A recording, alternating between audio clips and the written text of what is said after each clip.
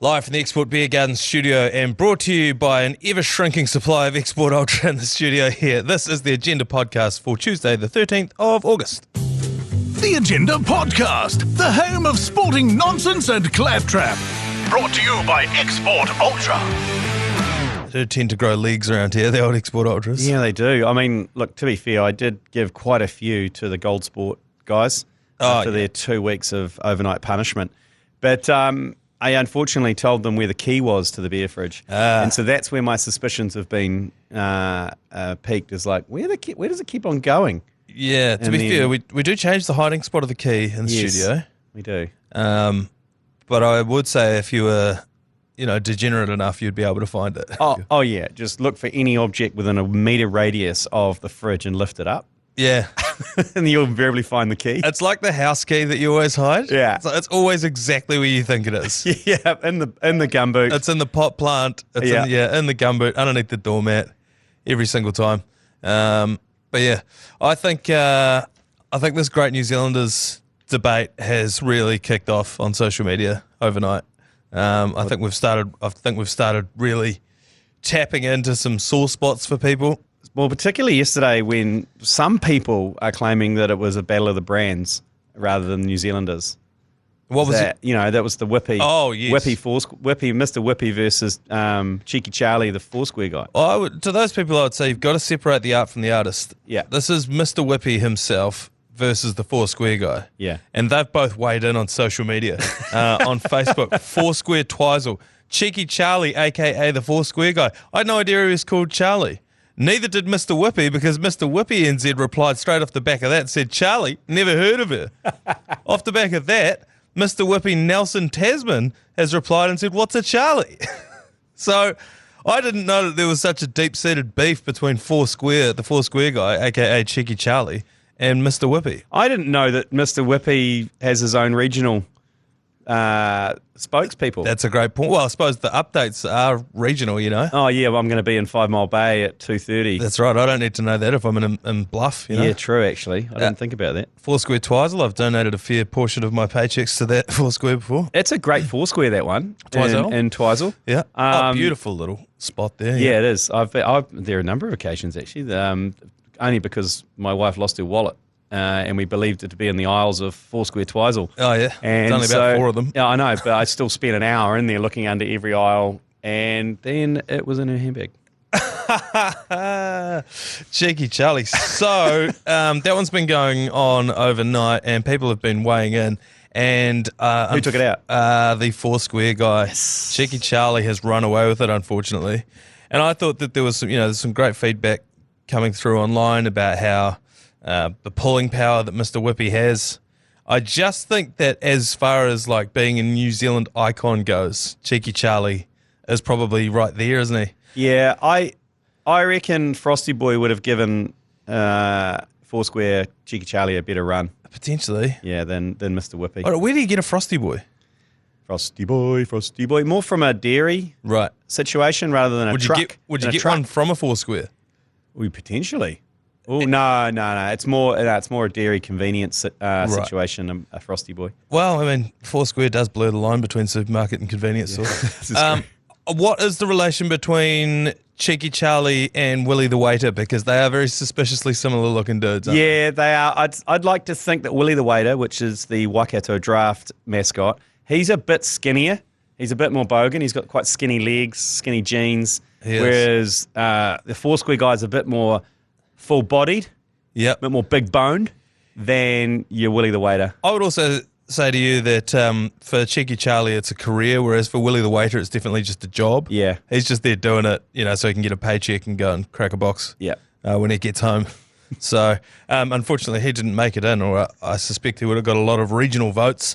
But Cheeky Charlie, he goes through into the next round. And now we've got yet another absolute humdinger. It is John Toogood versus Dave Dobbin. Ooh. Some feelings are going to get hurt yet again here in the first round. My initial thoughts, and I had this debate in the office, and I know that people are going to massively disagree with me, but I personally have never put a Dave Dobbin song on purpose. Obviously, every Kiwi has heard them. People said, well, you'd sing along if it was on. Completely agree. 100% I would. I've never put it on purpose. How dare you? And I suspect that, well, it's like when people say that they love Elton John. Like, when was the last time you put an Elton John song on purpose? Tiny Dancer. You've put that on? Yeah. On purpose? Yeah, absolutely I have. So, look, I know that people are going to disagree. That's the Tina Turner one. Turner, yeah. Yeah. I know people... That's it for money. I know that people are going to disagree with me and even hate me for it. I'm okay with it. I think for me, Dave Dobbin's been knighted. Is he Sir Dave Dobbin? He's Sir Dobber. Has John Toogood been knighted? No, he won't, will he? Do you think? No, I don't know. It's not the kind of music that the Queen would appreciate. Yeah, it's not really the Queen though, is it? It's more the government at the time. Is Luxie a bit of a bogey? Bit of a bogan? Well, if you believe him that he's a Crusaders supporter, he should probably knight Scribe. But as I suspect, he's actually not a Crusaders supporter. Sir Scribe. He's almost... Isn't there another Sir in the New Zealand hip hop and R&B? Oh yeah, DJ Surveyor. Yeah, that's the one. He was knighted very early doors. He was DJ Surveyor. But yeah, no, I think Sir Scribe Sir Scribe sounds like someone that would have been from like Game of Thrones back in the day. Anyway, for you, Dave Dobbin or John Toogood? I love them both. John Toogood's a great New Zealander. Spent a lot of time with him on the brewery tour. Yeah, with Johnny. But I'd have to say it's going to have to be the Dobber for me. Yeah, the Dobber's he's more ingrained in my childhood, and he's still around. Yeah, and I think my gut tells me this is going to go Dave Dobbin. I think he's a bit more of a national treasure than John Toogood is. No disrespect to John Toogood, who has my full support and my vote. I also have probably one of my most humiliating memories in my working career involves John Toogood, and it was we were at the Winterpest down at the Powder Keg in Owakuni. And so LAB had just played. They were different times, the Winterpest, okay? So they were different times. They were different times. Yeah. But LAB was playing. There was, I think, Concord Dawn. I might be confusing years. Oh, no, Concord Dawn was the year before. The year before. So anyway, LAB played. This place was packed out. This is just when they were starting to pop off a little bit. LAB. I remember talking to Joel, the lead singer, about that event, and he said he was terrified that the stack of speakers was actually going to fall forward and collapse on people. Because we were upstairs, and I don't think they realised how many people were coming. Yeah. And so when people were dancing, the floor was bouncing. It's this old wooden hotel. Joel's grandmother was upstairs. There was this weird little balcony. She's just sitting up there watching the whole gig. It was funny. It was like a Romeo and Juliet type balcony, wasn't it? Statler and Waldorf almost, yeah. That was quite funny. Anyway, so they play. This place is rammed. Like we said, we thought the floor was going to collapse. Then it was my job, me and Maddie, to get up and introduce John Toogood. I don't know why, but he was DJing afterwards. We probably got the order around the wrong way. Yeah. The guy gives us the microphones and he goes, just so you know, one of them might not work, but we don't know which one because we mixed them up. So we're like, okay, the vaguest piece of information I've ever been given. So one of us has got a faulty microphone. Of course it was me. We get up there. Matt says, make a bit of noise for LAB. And everyone goes crazy, blah, blah, blah. And then I was like, now who's ready to see John Toogood? My mic didn't work. And so the only person, because everyone was making so much noise, the only person who heard that was John Toogood, who was standing right next to me. And then everyone went dead silent. And he was just like, I'm probably going to go take a shit if that's okay. And so he went off to the toilet. Took a shit. And now me and Maddie is standing there with the microphones in our hands. And we're like, we'll be right back. They played the house music. And that's an experienced move then on Toogood's behalf. He's like, I'm not coming out until people are rabid. Yeah. And he was right. As soon as he came back out, people were going crazy. And it was a massive night. My next memory is eating a banana with LAB backstage. And then my final memory is of John Toogood standing in a doorway eating a pear with a knife. That's all I remember from that night. And so for me, it's John Toogood. he'll always have a place in my heart. But you can vote for those on Facebook, on Instagram. Go and check it out and have your say.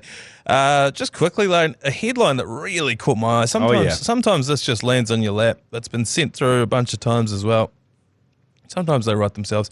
Health New Zealand must apologise after a man was circumcised without his consent. Now, I've done some bit of research on this because I was like, you can't just whip a guy's forey off. No, as a rule. I live by that rule. He misinterpreted the consent form. That was his argument because the consent was circumcision may be required as a result of this procedure. Do you consent? And he did. He didn't. He didn't realize he didn't realize that it was going. There was a high chance it was going to get whipped off. Yeah, right. So there's a bit of I think there's a bit of confusion. That's all. Yeah. Around this, a guy didn't get put under to get his eyeball operated on and wake up without a 4E. Yeah, that's right. This wasn't appendicitis. No, he didn't. He wasn't getting a knee operation, waking up without a 4E. They were in the area. Yeah, it was a 4E related operation. Yeah. That I kind of know the operation. He was in his 50s. Yeah. Sometimes this can happen where it tightens up and you need to, or there's an infection around there. Right. And Leave some pressure. Easiest way is to get rid of the sleeping bag. Lop it off. Yep. What I loved the most about this story was that if you read further down, his complaints, chief among his complaints were a significant reduction in lovemaking with his partner. And I was like, significant? So my man was thrown down before this. That is, everyone throws down more than they're getting, let's be honest. They're like, what's more? We were doing it every night. Oh, mate, yeah. Every night, every other night. This is a man in his 50s. He's been married for 30 years. It's not fucking happening. A significant reduction. I was like, oh, wait. My man gets down. God bless him. And if that is the case, I would have been pretty frustrated as well. But this, I can imagine as a journalist, when you see this story come across your desk, like, ho, we got one. Ring the bell. Hey-oh. I'm setting the record for clicks this week, I guarantee you. Yeah, I bet you there was a race on to who could write the best headline. Yeah, the headline competition. Yeah. I love that they just went straight at it. They hid the headline as well. Must apologise after a man was circumcised without his consent. Yeah, that's slightly misleading, that headline, because he did give consent. He just didn't realise the extent of his consent. Yeah, it didn't just come out of left field. Also, what's he throwing down with his 4E that it's reduced his lovemaking? I know a couple of guys actually in their 40s who got their 4E removed. They haven't complained. I mean, what was he throwing down with his 4E? I mean, there'll be a period where, sure, you're on the bench. You're riding the pine for a wee while due to the operation. So I can understand that period. I would assume also that there's always a false start when it comes to this kind of thing where you think you've healed. You're like, I reckon we'll be right. Like, we're not. Or is it his partner that's going, ugh, is that what it looks like? Look, I don't want to think too much about it, to be honest, but God bless him, and hopefully he gets back to putting up those mammoth numbers that he was beforehand. Yeah, thoughts and prayers. Thoughts and prayers. All right, let's take a quick break. When we come back, the Olympics just keep on giving, so we're going to talk a little more Olympics for a Tuesday. Another headline, Lane, far less sensational than the last one we discussed. Damn it. The British press reckon that we won the Olympics. So it's the headlines in a lot of the papers over there. They reckon athletes from New Zealand logged an impressive haul of 20 medals at Paris 2024, despite having a population of just over 5 million. I didn't know we were over 5 mil. Their rate of 1 medal per 285,000 people is the best among nations to win at least 4 this summer. That is a great qualifier. Yeah, that's right. I mean, look, I criticised Australia for saying that they are they claim to be the greatest Olympic nation due to their per capita in the top 10.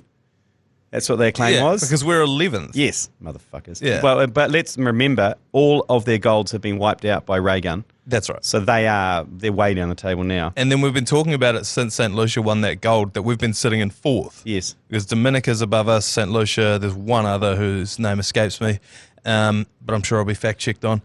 And then we were like, yeah, but we're never going to catch, like Dominica, they only got 75,000 people. Yeah. So you're never going to catch them. Nah. So I love the qualifier of 4 or more golds. Is it 4 more medals or golds? Is it just medals? I mean, either way. Look, I think we should be extremely proud. I mean, sitting 11th, you go through that medal table and look at some of the countries from 11 to 60. There's some heavy hitters. And there is some heavy hitters in there. I mean, I know we fired some strays at India for being underrepresented in the medal tally. They did not win a gold. They won, I think it was 1 medal per 468 million people in that country. They'll be angry that Pakistan won a gold in the jav. Yes, yeah, exactly. They'll be so angry. You look at the javelin program in India and look out in LA. Yeah, 100%. Also, while we're firing strays, Nigeria, 6th highest population in the world. They were way down the bottom of the medal tally as well. And we did Canada. Yeah, we did Canada. So I reckon, look, it's pretty amazing for such a small country. I know, and we always We always bang on about it. The debate comes up around funding all the time. Why are we funding sports? Well, like, this is why we do it. Yeah. This is why we do it. And compared to other countries, our funding is minuscule. It is tiny compared to Australia in particular. Yeah. Oh, definitely. Yeah. I think even because we don't pay our athletes when they win a thing. Oh, Sean Johnson's going to pay them apparently. Is he? Yeah, when they come back. Sweet. It's going to give them $1,000, but then they have to go on his podcast. So it's like, what are you actually paying for? Is that what the deal was? Give you $1,000 to come on the podcast. I think that Serbia get like $300,000 if they win a gold medal. And I just think that, yeah, you're right. This is exactly why we do it. Yeah. So that once every 4 years, we could just be like, We can cry about it. Remember us? Yeah. And also, the next two Olympics, they are rippers as well because we've got LA. Mm-hmm. So, look, that's just one flight from here, and we've got several airlines going in there. Not often we have an Olympics in which you can jump on a plane and land at the destination. So, we've got LA, and then we've got Brizzy. Oh. Now, Brizzy, if you think swimming in the Seine was dangerous, in Brizzy, they got fucking bull sharks in there. Like, everyone talks about the sharks in the Seine River, this myth. Yeah. There's no myth in Brizzy. There's fucking bull sharks in there. Surely they're not going to do the triathlon in the fucking brown snake, are they? Records are going to be broken. There's going to be people are going to go down. Yeah. Oh, it'll be exciting. I'd rather watch that than fucking swimming past a cafe into a upstream, in a river of poos. I'd like to get a little shark going. So, yeah, I reckon that Aussie one is going to be immense, I reckon. It is. Aussie will do a great job. Americans will do a great job. So we're in for 8 years of, if they're going to anything like the Paris one, it's going to be amazing. I love the juxtaposition of the closing ceremony because then obviously they pass over to the next host. So Paris, France, they were doing their avant-garde bullshit. It was all fucking weird real shit. Artsy and blah, blah, blah. They were so full of themselves. In this, but it was quite cool. French. It was so French.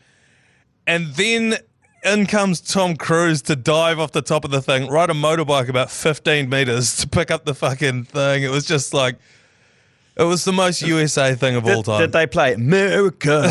Fuck yeah. They had Red Hot Chili Peppers blasting and then Snoop Dogg and Billie Eilish for some reason. Oh, it should have been Team America. That would have been, and get the whole crowd to go, fuck yeah. Yeah. So that's going to be in LA, and there's a bunch of articles going around at the moment of all of the sports that will and won't be included. Obviously, off the back of Ray Gun, everybody's clicking on the headline that breakdancing's not going to be included. I think that was decided before. Yeah, it was. She did that. She did put the nail on the coffin. Sure did. Cricket is going to be at the 2028 Olympic Games. Excellent. T20s. Excellent news for India. It's not going to help them in the per capita. No, they may get a gold. Yeah. Yeah, that's going to have to be another one of these tournaments that starts like the football and the sevens before the opening ceremony. Because the cricket tournament's going to take ages. No. They can complete the T20 World Cup in 2 weeks. Remember they did it in the Caribbean. Oh, yeah, true. And they'll have less nations too, I imagine. They won't have as many as they had in the Cricket World Cup. Maybe there'll be a qualifier. Yeah. That'll be another brilliant one, opportunity for us to win as well. But I wonder if the power of Indian cricket will be at odds with the International Olympic Committee. Oh, please put the Olympics on at the same time as the IPL. Oh, yeah. And then watch for the dick swinging comp. Yeah. So they're not going to give a shit. As we said, the breakdancing won't be in there. Baseball's going to be in the Olympics. Makes sense. Nice. I don't know who they're going to play against. Japan, Cuba. I know we've got a baseball team, but I feel like basically Japan, Cuba. Should we scrap our softball program now and just do baseball? Oh, I think softball might be back in as well. Yeah. Someone will fact check me on that. And flag football is going to be in there. So this is the NFL version of like Ripper. Yeah, exactly. Again, who else plays that outside of America? Yeah. I guess you're the host nation. Yeah. Put in whatever you want. What have Aussie put forward? Do they put 2 up? Yeah, 2 up. Probably AFL. Aussie rules would be the go. Fuck yeah. Literally no one in the world plays it. Ireland. The Gaelic football. Because they have the Ireland. They have Aussie, the crossover thing, but yeah. I think that'll be quite interesting. And then also, rugby league. Huh? They'll just put rugby league in there. Surely. Wow, but we might beat them. Oh, that's true. They might have to go the AFL route. Boxing could be out. They haven't confirmed yet, but they haven't confirmed that it will be in there. I think the International Olympic Committee and all of the various different boxing federations are at odds. Yes. So that's why that hasn't been locked in yet. And squash is back in as well. I didn't even realise it wasn't there. Yeah, we need squash. We need squash. Joel King, Paul Cole. Yeah. They'd be right up there. And just while we're on the Olympics as well, a couple more stories have come out about it. The bloke took us up on our offer of, instead of the speed climbing, you should just have to climb up the Eiffel Tower. Oh, yeah. He did it. He gave it a go. A guy had a crack at it, and so they shut down the whole thing. And it's quite a big little area down there. You've got to go through security screening to get to the base of the Eiffel Tower these days. Yeah, how did he do that? It's all surrounded by massive walls now. It's like... Yeah. Well, he's obviously checked through there with a chalk bag and then started climbing it. They shut the whole area down because obviously, like, who knows what that guy's up to. And then apparently when he got arrested, he said, bit hot, isn't it? It's like most British shit of all time, trying to climb the Eiffel Tower. And just finally, apparently, we were talking about Hamish Kerr and that they were going to have the jump off. Apparently, it was his opponent that was asked, would you like to split the gold medal? And he said, no, we're going to have a jump off. And Hamish Kerr turned around and said, righto, have this then, and beat him. So why did he get the choice and not Hamish Kerr? I don't know. I wonder if it was something to do with... Did he qualify? Oh, they both got... Oh, well, that's just taking the wind out of that yarn then. All right, motor games. Motor games. I read that this morning saying his opponent was asked. Anyway, there's an article in the Herald right now saying that Formula One should be at the next Olympics. And I thought, fuck it, it's Tuesday. Let's have an argument about motor games. All right, stick it in. Yeah. Stick it in. It's a bit more rock and roll. Like, you've got NBA players in there. You've got the Dream Team. Chuck it in there. Oh, It's got a Netflix doco about it, so it deserves to be there. Well, so do a lot of murderers. Would be my counterpoint. Wow, we could. If you're in America, let's just do that then. Maybe a CSI. So you've got a murder scene, and each country comes in with their own CSI team. Yep, CSI and Miami. And then they all start with, "Who are you?" Ooh, ooh, ooh, ooh. And they've got an hour to solve the murder. And Horatio Kane will be the judge of whether you've done it right or not. Yeah, and he just stares at looks away at the camera the whole time. I feel like F1's probably a bit too involved. I don't know, how would you do it? Would it be one race? Yeah, Yeah. absolutely would be one race. I just sort of think my test at least is if you showed it to the ancient Greeks, would they understand what was going on? I guess. they're just souped up chariots, aren't they? Yeah, I suppose. No, I don't think it should be in the Olympics. I don't think Formula One would want to be in the. No, they To wouldn't. be honest, I think they'll be like, fuck that, it's too hard. They'd want to be their own thing. Yeah. All right, just before we take a quick air break and get to yours, please, I would like to introduce another NRL scandal. Have we got the NRL scandal alert? No. That'll do, though. That'll do. That'll do. We've got a massive NRL scandal Yes. alert. Latrell Mitchell has allegedly been photographed with a white substance on a countertop. I don't know. Have you seen the I image haven't. that's come out? I'm sure whitewash investigations will be all over this. I've seen the photo in various different threads. It's not clear or that there even is a white substance there. Has it been clarified that he wasn't kneading dough?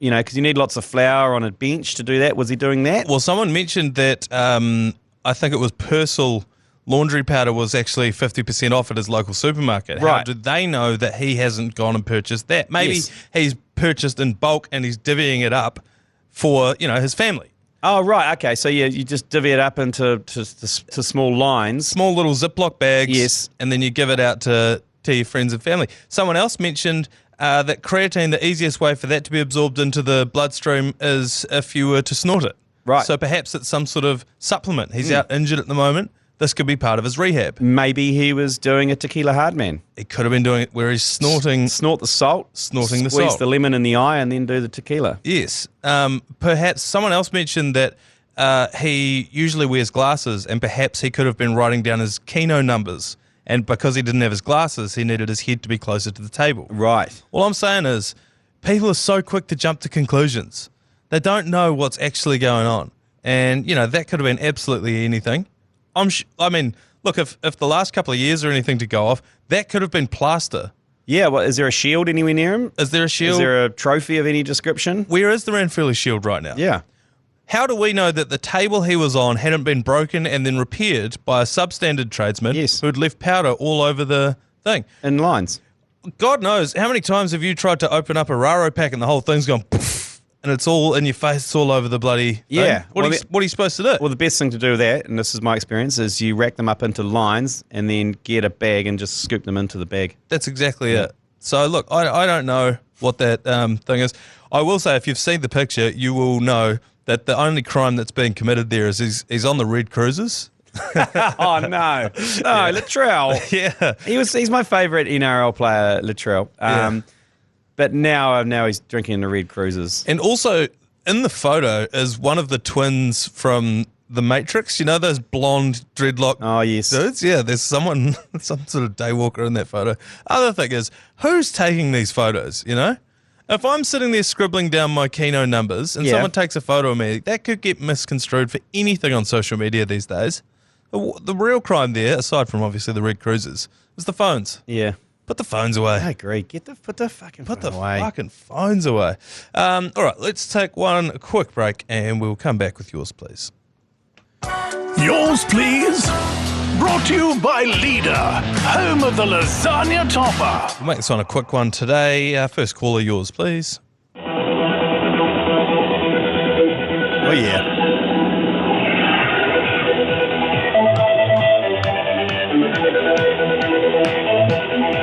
South Canterbury. That is, hands down, my favourite yours please for the entire year. If we're going to do an awards ceremony at the end of the year, just hands down, that's number one so far for me. Yep. Completely pointless. Where were they playing that they wanted to hit the record thing? So good. And then just finishing it with a fuck South Canterbury. Yep. Shout out to that guy. Another caller here, yours please. Yeah, Manaia Mac here from West Auckland. I'm just thoroughly enjoying the number of times you double down on this Elise Andrews and the Omnium malarkey. Really looking forward to the fact checkers coming in to just really set you straight. Yeah, look, I did have to look into that. Elise Andrews did not win the Omnium. She won the breakdancing. That's who won the breakdancing. Oh, yeah, okay. She beat Ray Gunn. She beat everything. She beat all of them. Yeah, I know. I thought it was a bike thing. It wasn't related to that at all. Thank you to that one there. There's just so many on the bike. I don't understand them. The Kieran, the Omnium, the Pursuit, the Team, the Sprint, the fuck. Sprint is what it was. Yeah, was it? Okay. And I knew that, obviously. One more caller here, yours please. I listen to the ACC to cut through the bullshit of mainstream sports media. But you, like them, have fallen for it. This whole ray gun debacle. She knew exactly what she was doing. 36, PhD, few laps around the sun, smart cookie. She said to herself, I do ballroom dancing, I can jump around on a pad for a bit, I want a free ride to the Olympics, experience the village, we'd all do the same. 14 people in all of Oceania attempted to qualify for the Olympics. She knew it, she nailed it.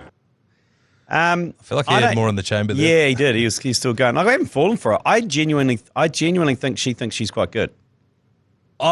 If it's a bit, because when I initially saw it, I thought it was. She competed in an international B-girl competition. Yeah. And came 63rd. What, before this? Yes. Yeah. And then and then missed out on qualification, and then did Oceania. And there was 13 people in it, and she won that. Like, it's a long game. Oh, it's a long game. If you know your shit and you want to get a free ride to the Olympics, it could be the greatest long con of all time.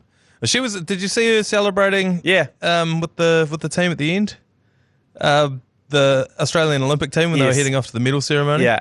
She was getting down there. She was getting down dirty, but I reckon. You know when they interviewed the Beatles and they said Ringo's not even the best drummer in the band? Yeah. I reckon she might not even be the best breakdancer in the Australian Olympic team. I don't know, like Paddy Mills or someone could probably do it. I reckon he's probably a gymnast who could throw down a bit. Oh, that's a great point. Yeah. That dude that was a meme at the start of the Olympics who, with the glasses, he couldn't see shit, the American dude. He could have done a better job than that. Look, I feel like overnight I reflected on it. I felt like I went too hard on Ray Gunn yesterday. Did you see Clay Gunn? Clayton's World? I did see Clay Gunn, yeah. Yeah, that's my highlight. That's my highlight meme out of that. Hopefully that's the full stop on it all.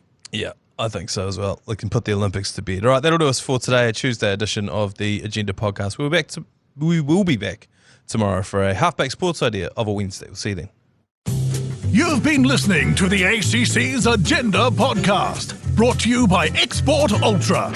For more episodes, like and follow on iHeartradio or wherever you get your podcasts.